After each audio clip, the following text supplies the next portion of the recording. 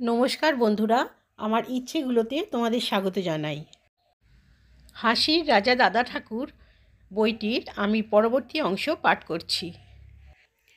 দাদা ঠাকুরের পদবি ছিল পণ্ডিত। কেউ তাকে ওই পদবীর মানে জিজ্ঞেস করলে তিনি বলতেন, কোনো জিনিসকে খণ্ড করলে লোকে বলে খণ্ডিত। আমি লেখাপড়া শিখেও সব কাজ পণ্ড করি, তাই লোকে বলেন শরৎচন্দ্র পণ্ডিত। কাকা রসিকলাল ভাইপো শরৎকে ঠিকমতো মানুষ করে তোলার জন্যে পরের ঘরের মেয়েকে নিজের বউ করে আর ঘরে আনেননি। অকৃতদার থেকে গিয়েছিলেন সারা জীবন। শুধু তাই নয়, কলেজ পড়ুয়া শরতের যখন নিজে মেয়ে দেখে পছন্দ করে বিয়ে দিয়ে দিলেন, তখন নিজের সমস্ত বিষয় সম্পত্তি দাদা ঠাকুরের স্ত্রী প্রভাবতী দেবীর নামে লিখে দিয়ে যান। কুলীন বামুন শরৎ পাছে বহু বিবাহ করে, সেটা ঠেকাতে রসিকলাল ওই ব্যবস্থা নেন। দাদা ঠাকুর তাই নিকট আত্মীয়জনকে পরিহাসের ছলে বলতেন, প্রভাবতী শুধু আমার গিন্নি নন, ও আমার খুড়তুতো ভাইও বটে, কারণ কাকার সব বিষয় সম্পত্তি তো ওই পেয়েছে।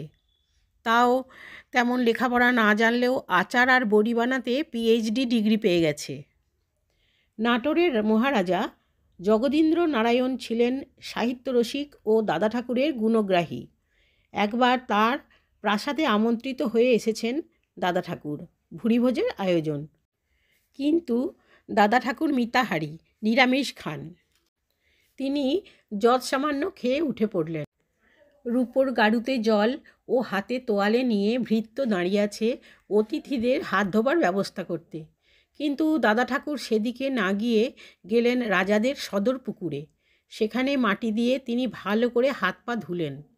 সেই খবর শুনে জগদীন্দ্র নারায়ণ দাদা ঠাকুরকে পরিহাস করে বললেন, বিলিতি সাবান রূপো গাড়ুর জল ফেলে তুমি শেষে পুকুরে গিয়ে হাতে মাটি মাখলে? দাদা ঠাকুর জবাব দিলেন সঙ্গে সঙ্গে, বাপ ঠাকুরদার খেরো খাতা খুলে দেখো, তাহলে দেখতে পাবে সদরের পুকুর কাটাতে খরচ হয়েছিল কত, আর রূপোর গাড়ুর দামই বা কত। তাহলে আর আমায় প্রশ্ন করবে না। দাদা ঠাকুরের ঘনিষ্ঠ বন্ধু ছিলেন রামেন্দ্রকৃষ্ণ ঘোষ। তিনি সংসার ছেড়ে আশ্রমে চলে যান। দাদা ঠাকুর সে খবরটা জানতেন না। রামেন্দ্রকৃষ্ণের নাতির কাছে তিনি একদিন জিজ্ঞেস করলেন, হ্যাঁ রে, রামু কোথায় গেছে? নাতি জবাব দিল, উনি তো এখন আশ্রমে আছেন। দাদা ঠাকুর বললেন, তবে তো বেশ আছে। যারা শ্রম করে খায় তাদের বলে শ্রমিক, আর যারা বিনা শ্রমে খায় তারা হচ্ছে আশ্রমিক। দাদা ঠাকুরকে অল্প বয়সী একটি ছেলে একবার জিজ্ঞেস করে, আপনার সঙ্গে রবি ঠাকুরের পরিচয় আছে? দাদা ঠাকুর তৎক্ষণাৎ জবাব দিলেন, না হে, এখনও পরিচয় হয়নি, তবে পরিচয় হলে বলবো, আপনি যেমন ঠাকুর আমিও তেমনি পণ্ডিত। দাদা ঠাকুর ছায়াছবির কাহিনী রচয়িতা, লেখক, গায়ক নলিনীকান্ত সরকারকে খুব স্নেহ করতেন দাদা ঠাকুর। একবার বেশ কিছুদিন দাদা ঠাকুর নলিনীকান্তের বাড়িতে ছিলেন। সেখানে থাকার সময় একদিন মাঝরাতে নলিনীকে জাগিয়ে দাদা ঠাকুর বললেন, বুঝলি, সাহিত্য পরিষদের সাহিত্যিক নলিনী পণ্ডিতের সব বিষয় সম্পত্তি আমি আর তুই পাবো। সদ্য ঘুম থেকে জেগে নলিনী বলে উঠলেন, তা কি করে হবে? দাদা ঠাকুর বললেন, কেন, তুই হচ্ছিস নলিনী আর আমি হচ্ছি পণ্ডিত, তাই নলিনী পণ্ডিতের সম্পত্তি আমরা ছাড়া আর কে পাবে? বহরমপুর পুরসভায় রমণীমোহন সেনের বিরুদ্ধে ভোটে দাঁড়িয়েছিলেন নীলমণি ভট্টাচার্য। দুজনেই দাদা ঠাকুরের স্নেহভাজন। দাদা ঠাকুর ভবিষ্যৎবাণী করলেন, নীলমণি হেরে যাবে, রমণী জিতবে। বাস্তবে দাদা ঠাকুরের ভবিষ্যৎবাণী খেটে গেল। লোকে অবাক হয়ে তার কাছে জানতে চাইল যে তিনি কি করে এমন ভবিষ্যৎবাণী করতে পারলেন। দাদা ঠাকুর হেসে বললেন, মনির ব্র্যাকেটে RAW MONEY মানি কাছে নীলমণি NILMONEY পারবে কিভাবে? মুর্শিদাবাদের ম্যাজিস্ট্রেট এডিক সাহেবকে সম্বর্ধনা দেয়া হবে। সেই সভায় দাদা ঠাকুরের ডাক পড়ল। এক স্যুট পরা চুরুট খাওয়া বাঙালি সাহেব ওই সভায় খালি গায়ে চাদর জড়ানো দাদা ঠাকুরকে দেখে বলে উঠলেন, ওই ডার্টি লোকটা কে হে? অপমানিত দাদা ঠাকুর সঙ্গে সঙ্গে উঠে দাঁড়িয়ে সভাপতিকে জিজ্ঞেস করলেন, ওই মানুষটির কথার জবাব আমি বাংলা না ইংরেজিতে দেব? একদল দাদা ঠাকুরকে বেকায়দায় ফেলতে বলে উঠলেন, ইংরাজিতে বলুন। সঙ্গে সঙ্গে মুখে মুখে দাদা ঠাকুর ছড়ার আকারে নিজের পরিচয় তুলে ধরলেন। To appear before a party instead of property in a dress so dirty I have got poverty.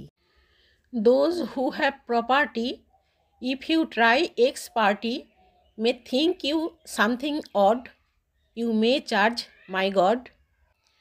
মুখে মুখে ইংরাজি কবিতা শুনে এডিক সাহেব দারুণ খুশি হয়ে দাদা ঠাকুরের কাছে এসে তাঁর সঙ্গে করমর্দন করলেন।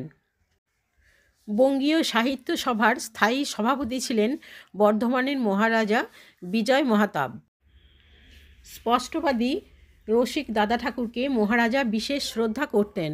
দাদা ঠাকুর তাই একদিন কথা প্রসঙ্গে মহারাজাকে বললেন, আপনি যদি রাজা হয়ে সাহিত্য সভার সভাপতি হতে পারেন তবে আমার মতো একজন গরিব ব্রাহ্মণ ও পত্রিকার ফেরিওয়ালা কেন জমিদার সভার সভাপতি হতে পারবে না? মহারাজ হাসলেন, হেসে বললেন, ঠিক আছে, আপনাকে সামনের বছর জমিদার সভার সভাপতি করে দেব। তবে মুখে মুখে ছড়া রচনা করে আপনাকে কিন্তু সভাপতির ভাষণ দিতে হবে। দাদা ঠাকুর শ্লেষ অলঙ্কারের মধ্যে দিয়ে সেই সভায় জমিদারদের দোষ ও গুণ সুন্দরভাবে ফুটিয়ে তুলেছিলেন কবিতার ছন্দে। প্রতাপচন্দ্র চন্দ্রের বাবা নির্মলচন্দ্র ছিলেন কলকাতা কর্পোরেশনের মেয়র ও গান্ধীজির অনুগামী স্বদেশী নেতা। সেই নির্মলচন্দ্রকে দাদা ঠাকুর খুব শ্রদ্ধা করতেন ও বড়বাবু বলে ডাকতেন। একদিন নির্মলচন্দ্রের বৈঠকখানায় নানা বিখ্যাত লোক জমায়েত হয়েছেন। কথায় কথায় আলোচনা শুরু হয় খদ্দরের কাপড় নিয়ে। নির্মলচন্দ্র উত্তেজিতভাবে বলে উঠলেন, মোটা সুতো বলে একালের হারামজাদা ছোকরারা খদ্দর পরতে চাইছে না, ওদের গায়ে দিতে কষ্ট হয়। সপ্তমীর দিন ওই আড্ডার আসরে হাজির ছিলেন নাট্যকার অভিনেতা সুপ্রধান অমৃতলাল বসু। তিনি প্রসঙ্গটা ঘোরানোর জন্য দাদা ঠাকুরের দিকে তাকিয়ে বললেন, লোকে কেন খদ্দর পড়ছে না সেই ব্যাপারে মুখে মুখে একটা গান বানিয়ে শোনাও দেখি ভায়া। একদিন দাদা ঠাকুর কলেজ স্ট্রিটের ফুটপাতে দাঁড়িয়ে তাঁর বিদূষক পত্রিকা ও বোতল পুরাণ ফেরি করছিলেন। এমন সময় কালো কোট পরা এক ভদ্রলোক হন্তদন্ত হয়ে দাদা ঠাকুরের কাছে এসে জিজ্ঞেস করলেন, এই যে হকার, বউবাজারটা কোন দিকে বলতে পারো? দাদা ঠাকুর ভদ্রলোকের তাচ্ছিল্য ভাব দেখে মনে মনে রেগে গেলেন, কিন্তু মুখে বললেন, বাবু আপনি কি কাজ করেন? কেন, তোমার কি দরকার? আমি কোর্টে প্র্যাকটিস করি। কোন কোর্টে? রংপুর কোর্টে, এখন বাংলাদেশে। তা যাবেন কিসে, পায়ে হেঁটে না ট্রামে? ভদ্রলোক রেগে মেগে বলে উঠলেন, এত কথায় কাজ কি? বউবাজারটা কোথায় সেটাই বলে দাও না। দাদা ঠাকুর দৃঢ় কণ্ঠে বললেন, বলতে পারি, কিন্তু 4 পয়সা ফি লাগবে। উকিল ভদ্রলোক তো অবাক। পথের নিশানা বলে দেবার জন্য কলকাতার ফেরিওয়ালা পয়সা চায়, ব্যাপারটা কি? তখন দাদা ঠাকুর হেসে বললেন, আপনি তো উকিল, লোককে আইনের পরামর্শ দিয়ে তার বদলে টাকা নেন, তাহলে আমি বা কেন আপনাকে পথ বাতলে দিয়ে 4 পয়সা ফি নেব না? উকিল ভদ্রলোক হতভম্ব হয়ে গেলেন। ভারতবর্ষ পত্রিকার সম্পাদক ছিলেন বিখ্যাত ভ্রমণ সাহিত্যিক লেখক জলধর সেন। দাদা ঠাকুর সুরসিক জলধরকে দাদা বলে ডাকতেন। একদিন ভারতবর্ষ পত্রিকার দপ্তরে জোর আড্ডা চলছে। হঠাৎ দাদা ঠাকুর মুচকি হেসে জলধরবাবুর দিকে তাকিয়ে বলে উঠলেন, দাদা, আপনার বাবা বোধহয় ভেবেছিলেন আপনার লেখাপড়া বেশি দূর অগ্রসর হবে না। জলধর সেন থতমত খেয়ে গেলেন। অপ্রস্তুত হয়ে বললেন, কেন, হঠাৎ এমন কথা তোর মাথায় এলো কী করে? দাদা ঠাকুর হেসে বললেন, দাদা, আপনার নামটাই তো প্রমাণ দিচ্ছে। বিদ্যাসাগরের লেখা বর্ণপরিচয়ের প্রথম ভাগে জল এবং ধর এই দুটো যুক্তাক্ষরহীন বাংলা শব্দ দেখতে পাওয়া যায়। এ দুটো লিখতে বানান ভুল হওয়ার সম্ভাবনা কম। তাই পাছে নাম সই করতে গিয়ে আপনি বানান ভুল না করেন, তাই হয়তো জলধর নাম রেখেছিলেন। ওই কথা শুনে সবাই হো হো করে হেসে উঠল। সমালোচক ও সম্পাদক পাঁচকড়ি বন্দ্যোপাধ্যায় অবতার নামে একটি রঙ্গব্যঙ্গের কাগজ প্রকাশ করতেন। তাই ওই ধরনের আর কোনো সাপ্তাহিক বা মাসিক পত্রিকা প্রকাশিত হলে পাঁচকড়িবাবু সেই কাগজটির বিরুদ্ধে নানা রকম অপপ্রচার শুরু করে দিতেন, যাতে কাগজটা উঠে যায়। ওই সময় এক নবীন সম্পাদক একটি হাসির কাগজ প্রকাশ করে পড়ে গেলেন পাঁচকড়ির বিষ নজরে। তিনি ছুটে গেলেন জলধর সেনের কাছে। জলধরবাবু তাকে পাঠালেন দাদা ঠাকুরের বাড়িতে, কারণ পাঁচকড়িবাবু একসময় বিদূষক পত্রিকাকেও নিন্দা করেছিলেন। দাদা ঠাকুর নবীন সম্পাদকের কাছ থেকে সব কথা শুনলেন, শুনে বললেন, কোনো চিন্তা নেই, পরের সংখ্যায় আমার এই বক্তব্যটা একেবারে সম্পাদকীয় হিসাবে ছেপে দেবেন। নবজাত শিশু আঁতুর ঘরে যখন বারবার চমকে ওঠে, তখন লোকে বলে শিশুটিকে হয়তোবা পেঁচোই পেয়েছে। এটা যাতে না হয় সেই জন্যে আঁতুর ঘরের দোরগোড়ায় মুড়ো ঝাঁটা, ছেঁড়া জুতো ঝুলিয়ে রাখতে হয়।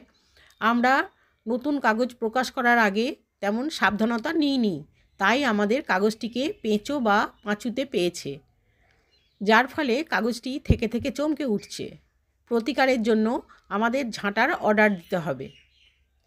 এই লেখা প্রকাশের পর পাঁচুবাবু বা পাঁচকড়ি বন্দ্যোপাধ্যায়ের চোটপাট বন্ধ হয়ে গেল।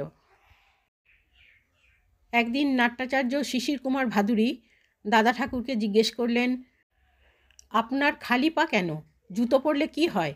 দাদা ঠাকুর হেসে বললেন, জানেন তো, বাগদাদের রাজাদের বলা হতো খলিফা। আমিও হচ্ছি কলকাতার রাজপথের রাজা, তেমন এক খালি পা। তাঁর কথা শুনে অবাক হয়ে গেলেন শিশির কুমার। জলধর সেন শহরের মানুষ, গল্পে পান্তা ভাত আর আমনির কথা পড়েছেন। দাদা ঠাকুরের মুখে শোনেন যে জঙ্গিপুরে সকালবেলায় ওই পান্তা ভাত আর আমানি খেয়ে তিনি কাগজের হকারি করতে বেরিয়ে পড়েন। হয়তো সারা দিন আর অন্য আহার জোটে না। তিনি তাই দাদা ঠাকুরের কন্যা ইন্দুমতিকে তাদের কলকাতার বাসায় গিয়ে একদিন বললেন, ইন্দুমা, পান্তা ভাতে এমন কি এনার্জি আছে যাতে তোমার বাবা সারা দিন কলকাতার পথে পথে এইভাবে ঘুরে ঘুরে হকারি করতে পারেন? ইন্দু দাদা ঠাকুরকে শোনালেন জলধর সেনের কথাটা। দাদা ঠাকুর বললেন, দাদা, ওই আমানি হচ্ছে গরিবদের জীবন, সমুদ্র মন্থন করে উঠে আসা অমৃত, অর্থাৎ সঞ্জীবনী সুধা। একবার খেলে আর ভুলতে পারবেন না।